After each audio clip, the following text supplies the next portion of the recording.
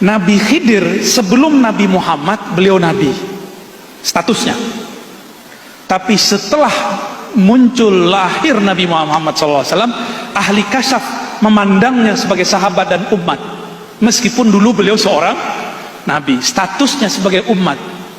Karena dulu dia nabi, maka sekarang dia dihitung wali. Kenapa? La nabiyya ba'di, tidak ada lagi nabi setelah Nabi Muhammad. Jadi dengan munculnya Nabi Muhammad, jika Nabi Isa turun, nanti pangkatnya bukan pangkat kenabian, pangkatnya umat Nabi Muhammad. Jika Nabi Ilyas muncul, sama. Jika Nabi Khidir zahir, sama.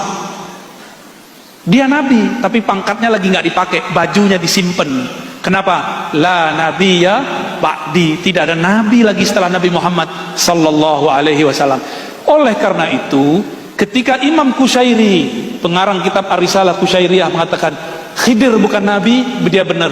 Dia melihat secara kasyaf umat Nabi Muhammad.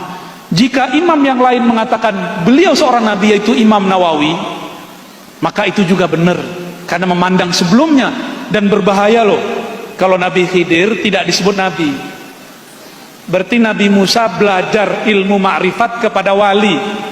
Nanti orang membayangkan wali lebih tinggi daripada nabi. Itu perkataan Imam Nawawi. Maka kita jamak, kita kumpulkan kalam itu.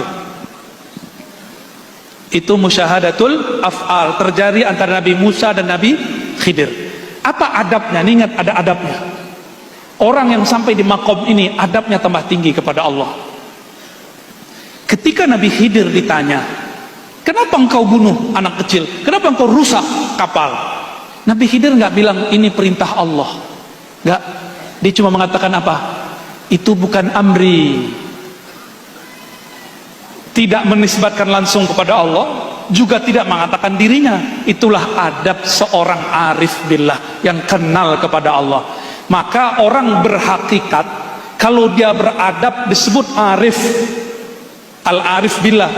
Jika dia tidak beradab, maka dia disebut iblis atau bani iblis. Iblis itu hakikatnya tinggi. Salah satu kajian hakikat, kajian ontologis asal muasal. Apa kata iblis mendebat Allah? Khalaqtani min nar wa khalaqtahu min tin. Ini kan tinggi hakikatnya iblis. Ya Allah, engkau ciptakan aku dari api, sedangkan dia dari tanah, asal muasal. Ilmu anasir namanya. Hakikat iblis benar. Iblis gak mau sujud kepada makhluk, benar gak? Sujud hanya kepada engkau ya Allah. Berarti iblis ini terhijab. Dia gak sampai kepada tauhid level 3 aja gak sampai. Nabi Adam itu tajalliyat asma Allah. Wa 'allama Adamal asma'a kullaha. Allah, kalau bahasa umumnya, Allah tajallikan asma'nya kepada Adam semuanya. Ini yang tidak terbaca oleh iblis. Maka jangan heran orang-orang ahli zikir, ahli kolbu itu tidak akan dapat dibaca hakikat kolbunya oleh orang-orang yang masih pada tataran-tataran rasio dan intelektual, atau baru baca-baca kitab yang tertulis, belum kitab yang tersirat. Itu dimaklumi. Oleh karenanya dalam kitab Qawaidut Tasawuf karya Maulana Al-Imam Zarruq Asy-Syadzili, apa kata beliau? Ingkarnya fuqaha, orang-orang zahir kepada ahli batin, ahli kewalian, ahli tasawuf, itu ma'zur, dimaklumi. Orang syariat ingkar ke ahli hakikat, dimaklumi. Kita nggak usah marah-marah, ngamuk-ngamuk. Tapi kalau ahli hakikat ingkar kepada orang syariat, itu zindik. Kenapa? Dia tahu pentingnya syariat. Kalau orang syariat nggak ngerti hakikat, ya seperti anak kecil salah dimaklumi nggak? Dimaklumi.